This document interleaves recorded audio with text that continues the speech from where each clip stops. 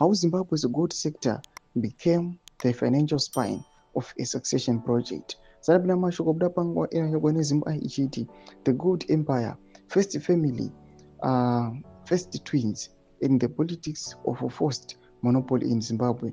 That subscribe or like on the bell icon. TP Nabdanyara Chiti, from treasury corridors to mining shafts. If part 1 examined how Zimbabwe's treasury fractured into competing payments pipelines, part 2 follows the money beyond the Ministry of Finance into the ground. Because when corruption matures, it does not merely pass through budgets and invoices, it anchors itself in extractive monopolies. And in Zimbabwe today, gold is not just a mineral, it is the currency of political survival. Why gold matters more than elections?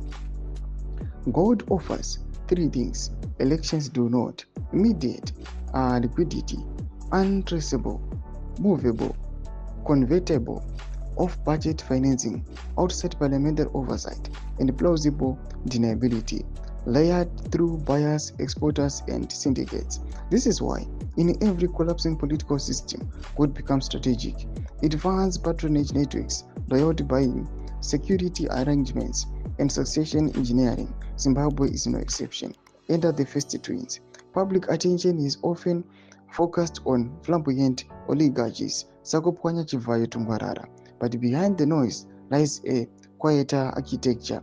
At its core is what many now refer to as the first twins, gold empire, a network of interests linked to the president's immediate family, operating through proxies, partnerships, and enforced compliance across gold-producing regions. This is not about artisanal mining alone. It is about control. Control of who mines, who sells, who exports, and who survives. How monopoly is forced without legislation. No law is passed declaring a gold monopoly. None was needed. The system works through selective policing, sudden audits, license withdrawals, security consents, and quiet takeovers. Small and medium miners are presented with a choice: partner sales or disappear.